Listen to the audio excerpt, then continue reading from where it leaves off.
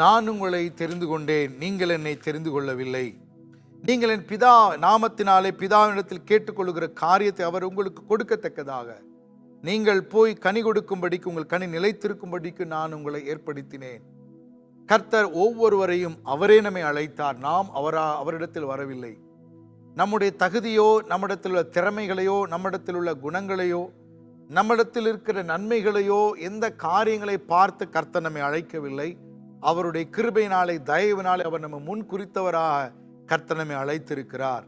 அவர் நம்மை அழைத்திருக்கிறது உண்மையானால், அவர் நம்மை தெரிந்து கொண்டிருக்கிறது உண்மையானால், எனக்கும் உங்களுக்கும் கர்த்தர் ஒரு நோக்கத்தோடு கூட தான் அழைத்திருக்கிறார். ஒரு வேலையை தேவன் நமக்கு கொடுத்திருக்கிறார், ஒரு ஜாபை கொடுத்திருக்கிறார். அந்த வேலை என்ன, அந்த நோக்கம் என்ன என்பதை நாம் பார்ப்போமானால், நாம் கனி நிலைத்திருக்க வேண்டும், கனி கொடுக்க வேண்டும். கனி நிலைத்திருப்ப, கனி என்று சொல்லும்போது அது கர்த்தருடையதான கிரியை, கர்த்தருடையதான குணங்கள், வாழ்க்கையில் உள்ள மாற்றங்கள். ஆண்டவர் நம்முடைய வாழ்க்கையில ஒரு மாற்றத்தை கொடுத்திருப்பாரானால், உங்களுடைய வாழ்க்கையில ஒரு மாற்றத்தை கொடுத்திருப்பாரானால், நீங்கள் மாறுபட்ட ஒரு வாழ்க்கை வாழ்வீர்களானால், கிறிஸ்துவை ஏற்றுக்கொண்ட பிற்பதாக உங்களுடைய வாழ்க்கையிலே, உங்களுடைய குணங்களிலே, உங்களுடைய வாழ்க்கை முறைகளிலே, உங்களுடைய செயல்களிலே, பேச்சுகளிலே ஒரு மாற்றங்கள், குறிப்பாக கிறிஸ்துவத்திற்குரியதான ஒரு காரியம் வெளிப்படுமானால், நீங்கள் அப்படியே அதிலே நீங்கள் நிலைத்திருக்க வேண்டும். அப்படிப்பட்ட வாழ்க்கை வாழக்கூடிய உங்கள் மூலமாக கர்த்தர் அநேகருடைய வாழ்க்கையிலே மாற்றம் உண்டாக்க வேண்டும் என்று சொல்லிதான் உங்களையும் என்னையும் கர்த்தர் அழைத்திருக்கிறார். ஆண்டவர் நம்மை அழைத்தது நோக்கம் அதற்காகத்தான். நாம் கனிகள் தர வேண்டும், கனிகளிலே நிலைத்திருக்க வேண்டும்.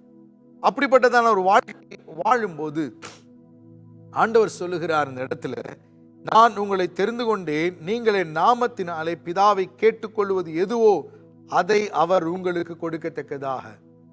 ஆண்டுடையதான சித்தத்தை, நோக்கத்தை அறிந்தவர்களாய் இந்த பூமியிலே நாம் வாழ்வோமானால், நாம் காரியங்களை செய்வோமானால், நம்முடைய ஜெபம் கேட்கப்படும் என்று சொல்லி கர்த்தர் நமக்கு வாக்குரைக்கிறார். ஆண்டவர் நமக்கு கொடுத்திருக்கிற வாக்குத்தத்தை நிறைவேறுவதற்கு, குறிப்பாக அவர் நாமத்தினாலே கேட்கக்கூடிய காரியங்களை நாம் பெற்றுக்கொள்ள வேண்டும் என்றால், முதலாவது எதற்காக கர்த்தர் நம்மை அழைத்தாரோ அந்த நோக்கத்தை நாம் நிறைவேற்ற வேண்டும். எதற்காக கர்த்தர் நம்மை தெரிந்து கொண்டாரோ அந்த தெரிந்து கொள்ளுதலுக்கு நாம் பாத்திரவான்களாய் நடந்து கொள்ள வேண்டும். அந்த நோக்கம் என்ன? நாம் ஆண்டுடைய ராஜ்யத்திற்காக உழைக்க வேண்டும், வேலை செய்ய வேண்டும், கிரியை செய்ய வேண்டும். நமக்குள் நடந்திருக்கிற இந்த மாற்றம், நமக்குள் நடந்திருக்கிறதான இந்த ஒரு பெரிய ஒரு அதிசயமான காரியம், ரட்சிப்பின் அனுபவம் மற்றவர்களுக்குள்ளே வர வேண்டும். என்னை மாற்றின தேவன் அநேகரை மாற்றுவதற்கு என்னை பயன்படுத்த வேண்டும் என்று சொல்லி ஒப்பு கொடுத்தவர்களாய் நான் போய் கனி கொடுக்கத்தக்கதான ஒரு வேலையை நான் செய்வேனானால், ஆண்டவர் சொல்லுகிறார், உனக்குரிய தேவைகளை நான் சந்திக்கிறேன். நீ எதை கேட்கிறாயோ, ஜெபத்திலே கேட்டுக்கொள்ளக்கூடிய காரியத்தை பிதா மகிமைப்படும்படியாக நான் உங்களுக்கு தருகிறேன் என்று சொல்லி கர்த்தர் வாக்குரைக்கிறார். தேவ பிள்ளைகளே, இந்த சத்தியத்தை நாம் புரிந்து கொண்டு நாம் வாழ்வோம். ஆண்டவர் எத்தனையோ இந்த பூமியில் எவ்வளோ மில்லியன்ஸ், கோடிக்கணக்கான ஜனங்கள் இருக்கும்போது என்னை ஆண்டவர் அழைத்தார், உங்களை அழைத்திருக்கிறார் என்றால் எவ்வளோ பெரிய பாக்கியம் என்பதை இந்த வேளையில் நாம் புரிந்து கொள்ள வேண்டும். நமக்குள் எத்தனையோ நம்மளை காட்டிலும் படித்தவர்களும், பட்டம் பெற்றவர்களும், திறமையுள்ளவர்களும், பல தாளந்து உள்ளவர்களும் இருக்கும்போது, ஒன்றுமில்லாத என்னை, ஒன்றுமில்லாத உங்களை, ஒருவேளை தகுதியே இல்லை என்று சொல்லக்கூடலாம், அப்படிப்பட்டதான் உங்களை என்னை கர்த்தர் அழைத்திருக்கிறார் என்றால் எவ்வளோ பெரிய ஒரு பாக்கியவான்கள். ஆண்டுடைய கண் என் மேலே பட்டது எவ்வளோ பெரிய ஒரு காரியம். அப்படி இருக்கும்போது அதற்குரியவர்களாய், எதற்காக அழைத்தார் என்பதை அறிந்தவர்களாய் நாம் வாழ வேண்டும்.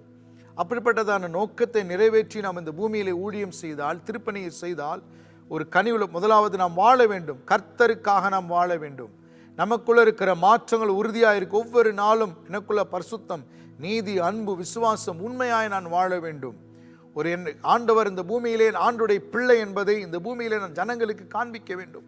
நான் வித்தியாசமான என்பது இது சாத்தியம். இந்த பாவம் நிறைந்த உலகத்திலே ஒரு சுத்தமான வாழ முடியும் என்பதை என்னுடைய வாழ்க்கையில் நான் நிரூபிக்க வேண்டும். அதே நேரத்தில் மற்றவர்கள் வாழ்க்கை மனம் திரும்புவதற்கு ஏதுவாக நான் போய் அவர்களுக்கு நன்மைகளை நான் செய்ய வேண்டும், ஊழியத்தை செய்ய வேண்டும். அப்பேற்பட்ட ஒரு வாழ்க்கை வாழ்வேனானால் நிச்சயமாக ஆண்டவர் நம்முடைய ஜெபத்தை கேட்பார், உங்களுடைய தேவைகளை சந்திப்பார். இந்த மாலை பொழுதிலே ஆண்டவர் உங்களோடு இடைபடுவாராக. உங்கள் அழைப்பின் நோக்கத்தையும் சித்தத்தையும் உணர்ந்து கொள்ளுங்கள். கர்த்தரிடத்தில் நீங்கள் ஒப்புக்கொடுங்கள், அர்ப்பணிப்போடு வாழுங்கள். கர்த்தர் தாமே உங்களை ஆசீர்வதிப்பாராக. ஆமேன், ஆமேன்.